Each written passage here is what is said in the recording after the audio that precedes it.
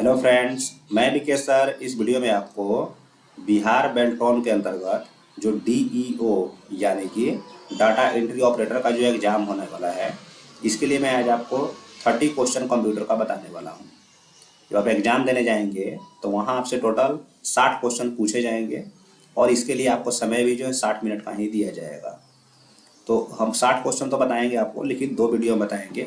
पहला वीडियो में आपको 30 क्वेश्चन बताएंगे। आज हम क्वेश्चन नंबर 1 से लेकर के 30 तक के सभी क्वेश्चन को बता देंगे। और जो नेक्स्ट वीडियो बहुत ही जल्दी लेकर आएंगे उसमें क्वेश्चन नंबर 31 से लेकर के 60 तक के सभी क्वेश्चन बता देंगे।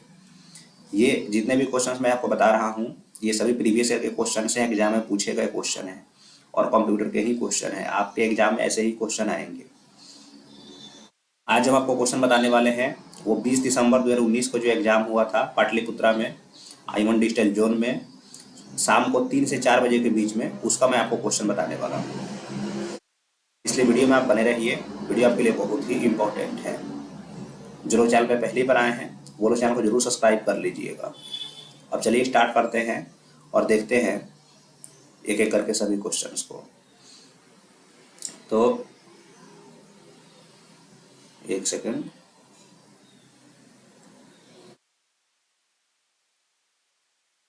तो यहाँ पे आप देख सकते हैं कि हम जो भी आपको आज मतलब जिस पीडीएफ से क्वेश्चंस को बताने वाले हैं, इसमें आप देख सकते हैं कि ये 20 दिसंबर 2019 को जो एग्ज़ाम हुआ था उसी का ये क्वेश्चंस है। और ये एग्ज़ाम जो है आपको कहाँ हुआ था? पाटलिपुत्रा में हुआ था, I1 डिजिटल जोन में, शाम को 3 से 4 बजे के बीच में। अब क्वेश्चंस पे चलते हैं तो वहाँ से आपको क्वेश्चन जो है प्रॉपर दिखाई देंगे। ये देखिए क्वेश्चंस दिख रहे हैं, ठीक है। चलिए, तो अब क्वेश्चन आ चुका है हमारे सामने। अब देखेंगे हम क्वेश्चन नंबर 1 से 30 तक के सभी क्वेश्चंस को, वो भी फुल डिस्कशन के साथ में। चलिए, अब देखिए जो हमारा क्वेश्चन है क्या कह रहा है। बोल रहा है कि निष्पादन प्रक्रिया यानी कि एग्जीक्यूशन प्रोसेस में सी भाषा में लिखित किसी प्रोग्राम का मशीनी भाषा में अनुवाद निम्नलिखित में से किसके द्वारा किया जाता है।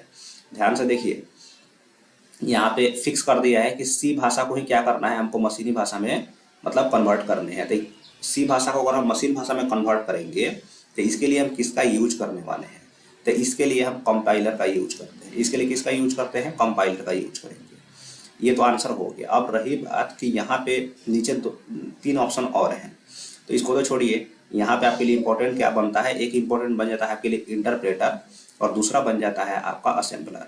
तो इन दोनों के बारे में हम अच्छे से समझ लेते हैं, क्योंकि जब एग्जाम में कंपाइलर एक बार पूछ दिया है तो हो सकता है कि इस बार आपसे इंटरप्रेटर या असेंबलर दोनों में से किसी एक के बारे में पूछा जाए। तो चलिए अब समझते हैं। देखिए, जो आपका असेंबलर है इसका क्या काम है? तो असेंबलर का काम होता है असेंबली भाषा को, ये किसको? ये असेंबली भाषा को, ये असेंबली जो भाषा होता है इसको किस में कन्वर्ट करता है? ये असेंबली भाषा को जो है मशीनी भाषा में कन्वर्ट करता है। अभी आपको कम समझ में आया होगा। अब देखिए, असेंबलर क्या करता है? ये जो है असेंबली भाषा को मशीनी भाषा में क्या करता है? ये कन्वर्ट कर देता है। अब आपको ये समझ में नहीं आ रहा होगा कि आखिर ये असेंबली भाषा क्या होता है, तो हम आपको बताते हैं। देखिए, असेंबली भाषा क्या होता है, जैसे हम कोई भी चीज़ लिखते हैं, जैसे मान लीजिए हमने यहाँ पे क्या लिख दिया, एक कैट लिख दिया, तो हमने लिखा है CAT कैट, लेकिन कंप्यूटर जो है इस कैट को कैट के रूप में नहीं लेगा। कंप्यूटर में सिर्फ 2 ही डिजिट्स का यूज होता है, 0 और 1 का, और उसी 0 और 1 को हम क्या बोलते हैं? मशीनी भाषा बोलते हैं। तो कंप्यूटर की सिर्फ किस 2 अंक को समझता है? 0 और 1 को। ये भी एग्जाम में पूछा गया क्वेश्चन है कि कंप्यूटर निम्नलिखित में से किन 2 अंकों को समझता है? तो कंप्यूटर सिर्फ जो है 0 और 1 को ही समझता है। तो वो क्या करेगा ना, जब इसका हम यूज करेंगे ना असेंबलर का, तो असेंबलर क्या करेगा, इस कैट को जो तुरंत क्या करेगा, 0 और 1 के रूप में कन्वर्ट कर देगा। 0 और 1 के रूप में इसको क्या करेगा? कन्वर्ट कर देगा। तो ये कैट क्या था? असेंबली भाषा में था, और 0-1 में जब कन्वर्ट कर दिया तो ये मशीनी भाषा हो गया। इस बात को आप जरूर याद रखें कि असेंबलर का काम क्या है?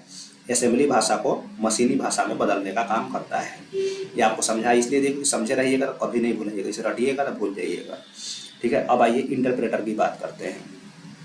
इंटरप्रेटर का काम क्या होता है? इंटरप्रेटर का काम क्या होता है कि हाई लेवल लैंग्वेज को जो है ये मशीनी लैंग्वेज में कन्वर्ट करता है। HLL लिखे है ना, जिसका हाई लेवल लैंग्वेज। ये हाई लेवल लैंग्वेज को क्या करता है, ये कन्वर्ट करता है किसमें, मशीनी लैंग्वेज में, यानी कि मशीनी भाषा में क्या करेगा, कन्वर्ट कर देगा। और फिर से मशीनी भाषा का मतलब वही है, मशीनी भाषा का मतलब 0 और 1 के रूप में कन्वर्ट कर देगा। अच्छा, ये हाई लेवल लैंग्वेज क्या होता है, हाई लेवल लैंग्वेज में जैसे कि मान लीजिए कोई चीज़ कोडिंग किया जाता है ना, तो उसका ज़्यादातर यूज होता है। ठीक है, जैसे कि मान लीजिए हमने ए के लिए यहाँ पे मान लीजिए 1 ले लिया, बी के लिए हमने यहाँ पे क्या ले लिया, 2 ले लिया है ना, तो इस तरह की चीज़ें जब लिखी जाती है तो वो हाई लेवल लैंग्वेज में आता है। तो इसको वो किस में कन्वर्ट कर देता है, वो इसको मशीनी भाषा में कन्वर्ट कर देता है। कौन कन्वर्ट कर देता है, इंटरप्रेटर कन्वर्ट। ठीक है, तो ये क्या करता है, इंटरप्रेटर का काम क्या है, फिर से समझ लीजिए इंटरप्रेटर का क्या काम है, कि ये क्या करता है, हाई लेवल लैंग्वेज को मशीनी भाषा में बदलता है। तो आपको यहाँ से 3 बातें जरूर याद रखनी है। पहला, कंपाइलर, कंपाइलर का काम क्या है, ये सी भाषा को मशीनी भाषा में बदलेगा। इंटरप्रेटर का काम क्या है, हाई लेवल लैंग्वेज को मशीनी भाषा में बदलेगा। असेंबलर, असेंबलर का काम क्या है, असेंबली भाषा को मशीनी भाषा में बदलेगा। क्लियर है। अब हम आगे बढ़ेंगे और देखेंगे नेक्स्ट क्वेश्चन को। देखिए, जो हमारा नेक्स्ट क्वेश्चन है इसमें क्या कह रहा है कि निम्नलिखित में कौन सा कंप्यूटर का कार्यात्मक भाग यानी कि फंक्शनल यूनिट नहीं है। तो मेमोरी यूनिट तो होता है, आउटपुट यूनिट भी होता है, इनपुट यूनिट भी होता है। ये इंटरनेट जो है ना, इसका हम तो अलग से यूज करते हैं। ये जो है कंप्यूटर का कार्यात्मक भाग या फंक्शनल यूनिट नहीं होता है। ठीक है, चलिए अब हम आगे बढ़ते हैं और देखते हैं नेक्स्ट क्वेश्चन को। 3 नंबर को देखिए। 3 नंबर क्वेश्चन क्या कह रहा है कि MS एक्सेल 2016 में ऑटो सेप्स निम्नलिखित में से किस श्रेणी से जोड़, घटाव, गुना आदि सेप्स का संबंध होता है। तो ये इक्वेशन सेप्स, किससे, इक्वेशन सेप्स का इसका मतलब इक्वेशन सेप्स इसका सही आंसर हो जाएगा। ठीक है, चलिए आगे बढ़ते हैं और देखते हैं नेक्स्ट क्वेश्चन को। देखिए, जो हमारा 4 नंबर क्वेश्चन है इसमें क्या कह रहा है कि विंडोज XP ऑपरेटिंग सिस्टम में निम्नलिखित में से कौन सा विकल्प कंप्यूटर सिस्टम को कॉन्फ़िगर करने और सॉफ्टवेयर हार्डवेयर इंस्टॉलर करने के लिए एक यूटिलिटी लिस्ट को प्रदर्शित करता है। तो इसका सही आंसर क्या हो जाएगा, कंट्रोल पैनल। ये किसका काम है, कंट्रोल पैनल का काम है। याद रखिएगा, कंट्रोल पैनल का ये काम होता है। कंट्रोल पैनल का काम क्या होता है, एक बार क्वेश्चन को फिर से समझ लीजिए। विंडोज XP ऑपरेटिंग सिस्टम में निम्नलिखित में से कौन सा विकल्प कंप्यूटर सिस्टम को कॉन्फ़िगर करने और सॉफ्टवेयर हार्डवेयर इंस्टॉलर करने के लिए एक यूटिलिटी लिस्ट को प्रदर्शित करता है। तो इसका ये किसका काम है, ये कंट्रोल पैनल का काम होता है। क्लियर है। नेक्स्ट क्वेश्चन को देखिए। देखिए, जो हमारा नेक्स्ट क्वेश्चन है बोल रहा है कि MS वर्ड 2016 में मेल मर्ज में डेटा सोर्स चयनित करने के लिए निम्नलिखित में से कौन सा विकल्प मान्य नहीं है। तो इंटरनेट से चयनित करें, इंटरनेट से चयनित करने ये चीज़ जो है वैलिड नहीं है। ठीक है, चलिए देखते हैं नेक्स्ट क्वेश्चन को। 6 नंबर को देखिए। बोल रहा है कि MS वर्ड 2016 में यदि आप डॉक्यूमेंट के किसी शब्द की व्याकरणिक जांच करना चाहते हैं। अब व्याकरणिक जांच का मतलब क्या है, मतलब ग्रामर एरर, उसको अगर आप जांच करना चाहते हैं तो इसके लिए स्पेलिंग एंड ग्रामर विंडो में किस विकल्प का उपयोग करेंगे, check grammar with spelling, check grammar with spelling. अच्छा, आप इसका शॉर्टकट की बताइए या इसका फंक्शनल की बताइए, इसका फंक्शन की क्या होता है। अगर आप देखिए, मैंने क्या बोलते हैं उसको, ग्रामर और स्पेलिंग को जो है चेक करने के लिए किस फंक्शन की का यूज करते हैं, तो ये हम करते हैं F7 का। अच्छा, आप बताइए टोटल फंक्शन की कितने होते हैं, कमेंट बॉक्स में बताइए टोटल फंक्शन की कितने होते हैं, ये आप कमेंट बॉक्स में जरूर बताइएगा। इसको हमने प्रीवियस वीडियो में आपको बता दिया है कि टोटल फंक्शन की कितने होते हैं। ठीक है, टोटल फंक्शन की कितने होते हैं इस चीज़ को आप कमेंट बॉक्स में बताइए, बता ही देते हैं। देखिए, टोटल फंक्शन की जो है 12 होते हैं, वो F1 से लेकर के आपका F12 तक होता है। ठीक है, आप जो कमेंट बॉक्स में क्या कीजिएगा, F1 से लेकर के F5 तक, कम से कम F1 से लेकर F5 तक के जो है फंक्शन की क्या किसका यूज क्या है, इसको कमेंट बॉक्स में जरूर बता दीजिएगा। इतनी बातें हम बता दिए, कुछ बातें आप बता दीजिए, है ना, तो इससे आपको याद भी हो जाएंगे। चलिए और देखते हैं हम नेक्स्ट क्वेश्चन को। 6 नंबर तक हो गया है ना, 7 नंबर देखिए। बोल रहा है कि MS वर्ड 2016 में मेल मर्ज में डॉक्यूमेंट का डायरेक्टरी प्रकार डैश है। तो ये पतों के एक कैटलॉग या प्रिंटेड लिस्ट वाले किसी एक डॉक्यूमेंट को बनाएगा। ठीक है, यही इसका आंसर हो जाएगा, ऑप्शन नंबर 3 हो जाएगा। अब देखते हैं नेक्स्ट क्वेश्चन को। बोल रहा है MS एक्सेल 2016 में पॉइंट स्केल पर आधारित वर्कशीट में कॉलम की न्यूनतम चौड़ाई कितनी होती है। बोल रहा है एमएस एक्सेल 2016 में पॉइंट स्केल पर आधारित वर्कशीट में कॉलम की न्यूनतम चौड़ाई कितनी होती है, तो ये तो आपको 0 हो जाएगा। न्यूनतम कितना होता है, 0 होता है। आप कमेंट बॉक्स में बताइएगा मैक्सिमम कितना होता है। जब मिनिमम है तो मैक्सिमम भी जरूर होता होगा। चलिए अब देखते हैं नेक्स्ट क्वेश्चन को।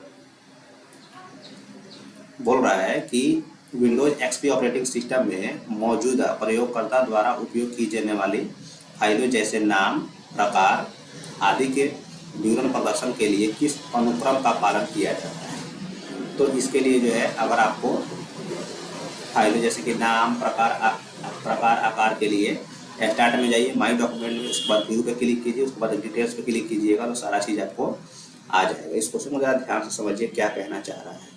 बोल रहा है विंडोज एक्सपी ऑपरेटिंग सिस्टम में मौजूदा प्रयोगकर्ता द्वारा उपयोग की जाने वाली फाइलों जैसे नाम, मतलब जो फाइल होता है उसका नाम जानना है, प्रकार जानना है, आकार मतलब होता है साइज। जैसे कि हमने मान लीजिए कोई फाइल सेव कर रखा है तो वो कितने MB का है, जैसे 10 MB, 20 MB, 100 MB, 1 GB, 2 GB कितना का है। ये सभी चीज़ों को हमको जानने के लिए क्या करना होगा, स्टार्ट में जाइए, उसके बाद पहले माई डॉक्यूमेंट को सिलेक्ट कीजिए, उसमें व्यू पे क्लिक कीजिए, उसको जो डिटेल्स होता है उस पर क्लिक कीजिएगा तो बता देगा कि आपके फाइल का साइज जो है क्या है, किस प्रकार का आपका साइज फाइल है, और इसके नाम जो भी हैं आपको बता दिए जाएंगे। ठीक है, इस चीज़ को समझिए। चलिए अब देखते हैं नेक्स्ट क्वेश्चन को। और 9 तक हो गया ना, 10 नंबर देखिए। बोल रहा है कि निम्नलिखित में से किस श्रेणी का संबंध कंप्यूटर के ऑपरेटिंग सिस्टम और यूटिलिटी प्रोग्राम से है।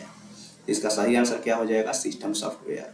क्या बोला है, किस श्रेणी का संबंध कंप्यूटर के ऑपरेटिंग सिस्टम और यूटिलिटी प्रोग्राम से है, तो सिस्टम सॉफ्टवेयर से हो जाएगा। अच्छा, ये एप्लीकेशन सॉफ्टवेयर क्या होता है। एप्लीकेशन सॉफ्टवेयर वो होते हैं जैसे कि जिस चीज़ को हम खुद से डाउनलोड कर लेते हैं, ठीक है, वो एप्लीकेशन सॉफ्टवेयर होते हैं। एंटीवायरस जान ही रहे हैं, कंप्यूटर को जो है सुरक्षा प्रदान करने के लिए एंटीवायरस का यूज करते हैं ताकि इसमें वायरस ना है। चलिए आगे देखते हैं। 11 नंबर देखिए, क्या बोल रहा है कि कीबोर्ड का संबंध किस श्रेणी से है। तो आप बताइए, कीबोर्ड पर आप कुछ भी लिखते हैं तो कहाँ दिखता है, वो आपको डेस्कटॉप पे दिखता है, नहीं कि लैपटॉप या कंप्यूटर के अंदर दिखता है। तो इसीलिए क्या हो जाएगा, ये इनपुट डिवाइस हो जाएगा। ये क्या हो जाएगा, इनपुट डिवाइस हो जाएगा। इसके अलावा अच्छा, कीबोर्ड के इस बार पूछ दिया है तो हो सकता है अगली बार आपसे माउस पूछते हैं। आप बताइए माउस कौन सा डिवाइस है, इनपुट डिवाइस है क्या आउटपुट डिवाइस है। भाई इनपुट डिवाइस है, सिंपल है। जॉयस्टिक जो होता है जिससे बच्चा सब गेम हम खेलता है, वो क्या होता है, वो भी आपका जो है इनपुट डिवाइस ही होता है। यानी कि वो सारी चीज़ें, मतलब वो सारा डिवाइस जिससे कंप्यूटर के अंदर काम होता है, सॉरी, ठीक है, तो उसको हम लोग क्या बोल देंगे, उसको हम लोग बोल देंगे इनपुट डिवाइस। ठीक है, चलिए अब देखते हैं नेक्स्ट। अच्छा, आउटपुट डिवाइस क्या क्या होता है। आउटपुट डिवाइस में आपका क्या आ जाएगा, सबसे पहले ये इनपुट में है, ध्यान रखिएगा, ये माउस जो है क्या है, ये इनपुट डिवाइस है। माउस क्या है, इनपुट डिवाइस है। अच्छा, आउटपुट डिवाइस में क्या क्या आ जाएगा, तो आउटपुट डिवाइस में आपका क्या क्या आ जाएगा जी, प्रिंटर आ जाएगा, और क्या आ सकता है बोलिए, प्रिंटर आ जाएगा। अच्छा, इनपुट डिवाइस में और भी चीज़ें आ सकती है, स्कैनर आ सकता है, आजकल जो ये स्कैनर आ गया है ना। तो आपका माउस हो गया, स्कैनर हो गया, कीबोर्ड हो गया, ये सब इनपुट डिवाइस है। आउटपुट में क्या आ जाएगा, प्रिंटर आ जाएगा, और भी बहुत सारी चीज़ें आती हैं। चलिए अब देखते हैं नेक्स्ट क्वेश्चन को। बोल रहा है कि MS एक्सेल 2016 में रोज, अच्छा मतलब रो और कॉलम्स का आकार फिर से बदलने के संदर्भ में कौन सा विकल्प मान्य नहीं है। तो ऑटोफिट वर्कशीट हाइट जो है मान्य नहीं है, ये नहीं होता है। ठीक है, बाकी ऑटोफिट रो हो जाता है, रो हाइट हो जाता है, कॉलम का विड्थ बढ़ा सकते हैं, रो का हाइट बढ़ा सकते हैं, लेकिन ये नहीं होता है। तो ऑप्शन नंबर 3 इसका सही आंसर हो जाएगा, ऑटोफिट वर्कशीट हाइट। वर्कशीट तो ऑलरेडी पूरा देखते हैं, मतलब आपका फिक्स रहता है, तो उसमें बढ़ाने का जरूरत नहीं है, इसीलिए बोल रहा है। चलिए 13 नंबर देखिए क्वेश्चन। 13 नंबर में क्या कह रहा है कि एक MS एक्सेल वर्कशीट में सेल A1 से A6 में क्रमशः 1 2 3 A B C है। सेल G1 में सूत्र इक्वल टू काउंट A1 से लेकर के A6 तक करेंगे तो आउटपुट क्या आएगा। अब देखिए, इसमें एक होता है काउंट और एक होता है काउंटा। इस काउंट और काउंटा को पहले समझ लीजिए, दोनों का मतलब क्या है। एक होता है काउंट, अच्छा काउंटा लिख दिए, ठीक है, अब लिख दिए काउंटा तो लिख दिए। एक काउंट समझिए, एक काउंट होता है और एक काउंटा होता है। अच्छा, काउंटा में क्या होता है, इसमें जो है ये नंबर प्लस अल्फ़ाबेट को काउंट करता है। ये नंबर प्लस अल्फ़ाबेट को काउंट करता है। ठीक है, ये किसको किसको काउंट करता है काउंटा, बोलिए, ये नंबर प्लस अल्फ़ाबेट को काउंट कर लेगा। जैसे अगर इस सूत्र में जो है काउंट यहाँ पे लिखा है, काउंट की जगह पर एक बार ये काउंटा लिख देता, काउंट की जगह पे क्या लिख देता, काउंटा लिख देता, तो यहाँ पे जो भी आपको 6 यहाँ पे दिख रहे हैं कैरेक्टर, जैसे कि मान लीजिए यहाँ पे 1 2 3 नंबर हो गए, ABC क्या हो गया, अल्फ़ाबेट हो गया, तो इस सबको काउंट करके बताता, तब आंसर जो हमारा 3 नहीं होता, तब आंसर क्या हो जाता है, 6 हो जाता है। लेकिन जब आपसे ये पूछा है काउंट वाला, तो काउंट वाला में खाली आपको जो है ये अल्फ़ाबेट ही काउंट होते हैं। काउंट वाले में क्या काउंट होते हैं, अल्फ़ाबेट। इस चीज़ को एकदम बढ़िया से याद रखिएगा। देखिए बहुत कम का अंतर है काउंट और काउंटा में, देखा है, खाली है ए का अंतर है। काउंट माने अल्फ़ाबेट काउंट करना है, आज अब काउंटा लग गया मतलब दोनों को काउंट करना है, नंबर हो अल्फ़ाबेट हो, जो भी सबको क्या करना है, हमको काउंट कर लेने हैं। जो भी क्या होता है, दो ही चीज़ होता है, नंबर अल्फ़ाबेट ही होता है। समझ में आ गया, तो इसीलिए इसका आंसर वो 3 बोला है। ठीक है, तो इसका आंसर 3 हो जाएगा।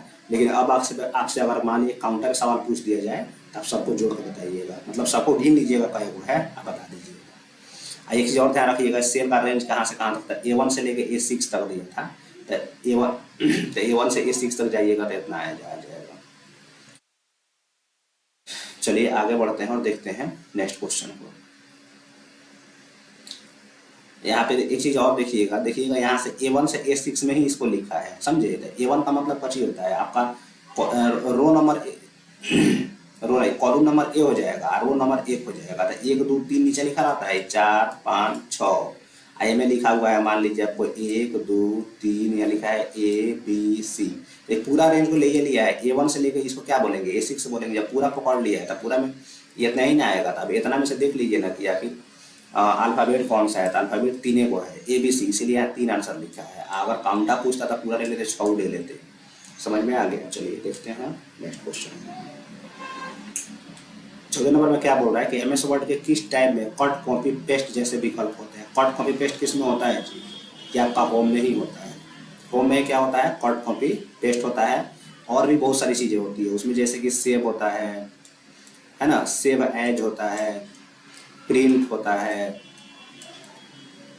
ना। तो ये सारा चीज़ देखिए, खाली कट कॉपी पेस्ट पूछा था आपसे, अगर सेव भी पूछ दे, सेव एज भी पूछ दे, या फिर आपसे प्रिंट भी पूछ दे कि किस मतलब मेन्यू में आते हैं, या ठीक है, या किस टैब में आते हैं, तो आपको क्या बोलना है, होम टैब में आते हैं ये सब चीज़। इंसर्ट में क्या आता है, इंसर्ट में आता है जैसे मान लिया आपको किसी पिक्चर को इंसर्ट करना है, या कोई शेप आपको लेना है, या टेबल लेने हैं, तो ये सारा चीज़ किस में आ जाता है, आपका इंसर्ट में आ जाता है।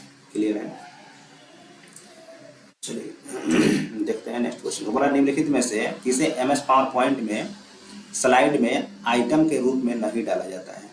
तो लेआउट को स्लाइड में आइटम के रूप में किसको नहीं डाल सकते हैं, लेआउट को। देखिए टेबल तो हम स्लाइड में इंसर्ट कर ही सकते हैं, चाहे ड्रॉ भी कर सकते हैं। स्मार्ट आर्ट यानी ग्राफिक्स को ले सकते हैं, चार्ट को भी ले सकते हैं। चार्ट में वही नहीं थी, अब नहीं होता है, जैसे मैथ में चार्ट बनता है, पाई चार्ट हो गया, पाई चार्ट ऐसे इसी में बनता है आपका। जैसे मान लीजिए ये A ग्रेड वालों के लिए हो गया, B ग्रेड वालों के लिए, C ग्रेड वालों के लिए। तो इस तरह से चार्ट और आप आराम से उसमें इंसर्ट कर सकते हैं। ये स्मार्ट आर्ट में जैसे कि मान लीजिए लिखावट में चेंजिंग आता है, उसको कर सकते हैं। टेबल को आप कर सकते हैं, लेकिन लेआउट को आप नहीं ला सकते हैं। चलिए अब देखते हैं नेक्स्ट क्वेश्चन को। 16 नंबर देखिए, बोल रहा है कि MS एक्सेल 2016 में निम्नलिखित में से किस विकल्प में लॉग सेल्स पाया जाता है। इसका सही आंसर क्या हो जाएगा, फॉर्मेट, लॉग सेल्स। ठीक है, याद रखिए इसको, लॉग सेल्स किसमें पाया जाता है, फॉर्मेट में पाया जाता है।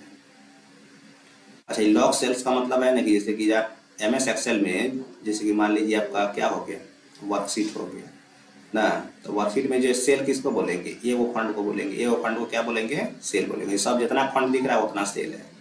अच्छा, आप कमेंट बॉक्स में बताइएगा कि अगर आपको नंबर ऑफ रो मालूम है, जैसे कि मान लीजिए नंबर ऑफ रो 2 है और नंबर ऑफ कॉलम जो है 3 है, तो टोटल सेल इसमें कितने होंगे, ये निकालने के लिए किस फार्मूला का यूज करेंगे, और टोटल सेल इसमें कितने होंगे, कमेंट बॉक्स में बताइएगा। अब देखेंगे हम नेक्स्ट क्वेश्चन को। 17 नंबर को बोल रहा है कि विंडोज ऑपरेटिंग सिस्टम के सर्च बॉक्स में निम्नलिखित में से किसे टाइप करने पर MS वर्ड एप्लीकेशन शुरू हो जाएगा। तो ये विन वर्ड पे आप क्लिक करेंगे तो क्या स्टार्ट हो जाएगा आपका। देखिए यहाँ लिखाएंगे, देखिए विंडोज ऑपरेटिंग सिस्टम के सर्च बॉक्स में निम्नलिखित में से किसे टाइप करने पर MS वर्ड एप्लीकेशन शुरू होगा। विन माने आपका विंडोज की बात कर रहा है, वर्ड माने MS वर्ड की बात कर रहा है। चलिए अच्छा, एक चीज आप और कमेंट बॉक्स में बताइए कि आखिर MS वर्ड का एक्सटेंशन नेम क्या होता है। MS वर्ड का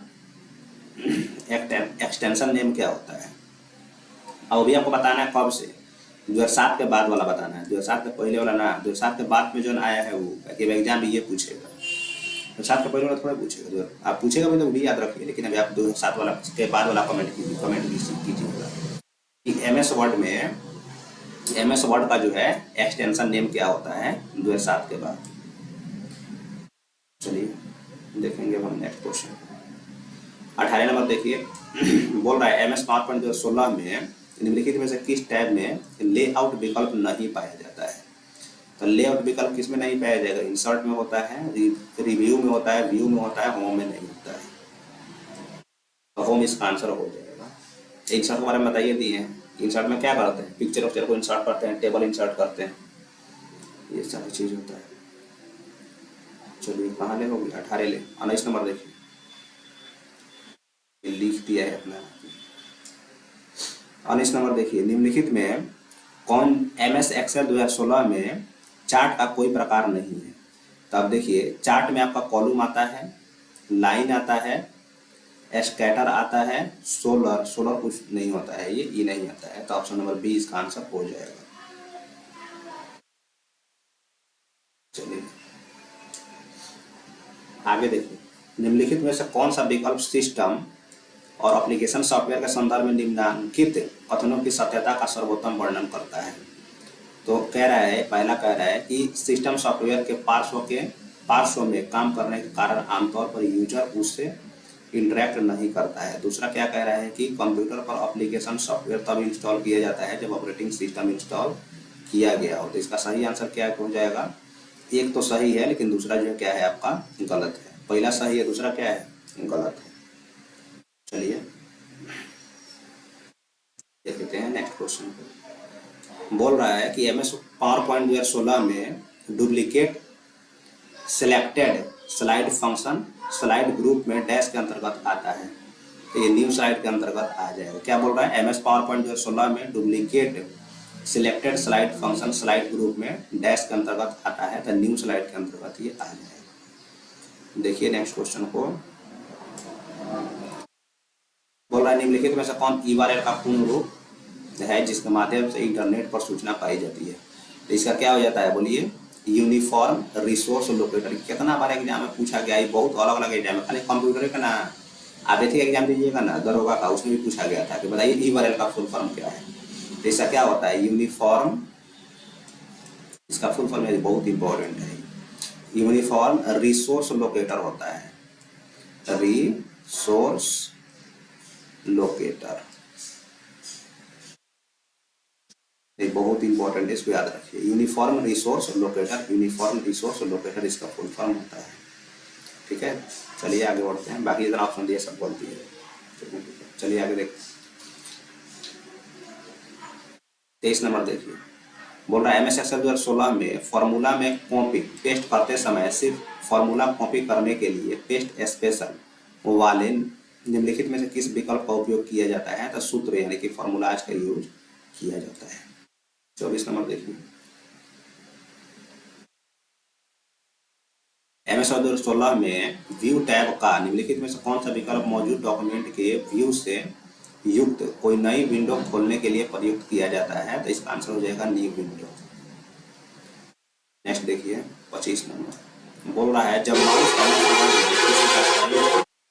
क्लिक करने योग्य बटन पर माउस को घुमाया जाता है तो यह डैश बन जाता है, पॉइंटिंग एरो बन जाता है। जैसे माउस को जब मान लीजिए अभी दिख रहा है, मतलब तीर दिख रहा है आपको, जब वही किसी क्लिक करने वाले जगह पर जाएगा तो ये ऐसे नहीं रहता, एकदम पॉइंटिंग मतलब बन जाता है, इससे आपका मतलब हाथ टाइप का बन जाता है। ये हो जाता है, दूसरा कुछ बोलेंगे। चलिए, मैंने वहाँ पे उंगली ऐसे दिखाता है ना, यहाँ एक उंगली दिखाता है, समझे? वहाँ पे देखिएगा, मतलब ऐसे आपको एक उंगली जो है क्या करता है, मतलब इंडिकेट करता है।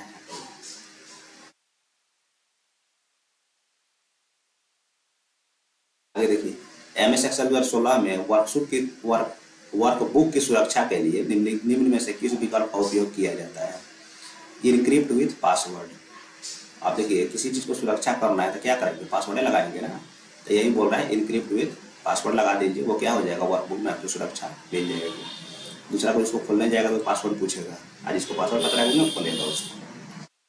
चलिए 27 नंबर देखिए, बोल रहा है एम एस वर्ड 2016 में मेल मार्क्स का उपयोग करते हुए जब मेलिंग लेबल बनाए जाते हैं तो डेटा सोर्स के रूप में निम्नलिखित में से किस प्रकार की फाइल को चयनित नहीं किया जाता है?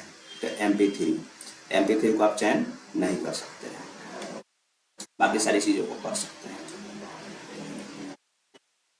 22 नंबर देखिए, बोल रहा है कि MS एक्सेल 2016 में निम्नलिखित में से फंक्शन लाइब्रेरी की कौन सी श्रेणी फंक्शन है ना, IFERROR से संबंधित है? तो इसका लॉजिकल आंसर हो जाएगा। सेकेंड लास्ट क्वेश्चन देखिए, MS एक्सेल 2016 में किसी एक रो की सभी सेल को सिलेक्ट करने के लिए किसका उपयोग किया जाता है? तो रो हेडिंग पर क्लिक करें, रो का जो हेडिंग होता है ना, उस पर क्लिक कीजिएगा, सारा सेलेक्ट हो जाएगा। रो के हेडिंग पर क्लिक कीजिए तो क्या हो जाएगा, सब सेलेक्ट हो जाएगा। जैसे देखिए, रो किसको बोलते हैं? जैसे मान लीजिए इसी को क्या बोलेंगे, रो बोलेंगे। और जब आप यहाँ पे क्या करेंगे, क्लिक करेंगे रो के हेडिंग पर, तो क्या हो जाएगा, पूरा आपका सेलेक्ट हो जाएगा। हालांकि यहाँ पे अभी कॉलम भी होते हैं जिसमें बहुत सारे सेल्स होते हैं।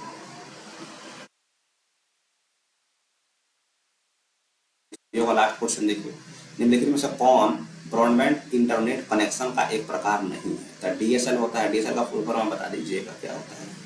डायल अप नहीं होता है, ये फाइबर होता है, सैटेलाइट के द्वारा हो सकता है, मैंने इंटरनेट जो है किसे किसे पहुंचा सकते हैं, फाइबर से, सैटेलाइट से, DSL से, लेकिन डायलअप से नहीं पहुंचा सकते हैं। डायलअप क्या होता है? डायलअप से आप नहीं पहुंचा सकते हैं, ये इंटरनेट के में कनेक्शन में आता ही नहीं है।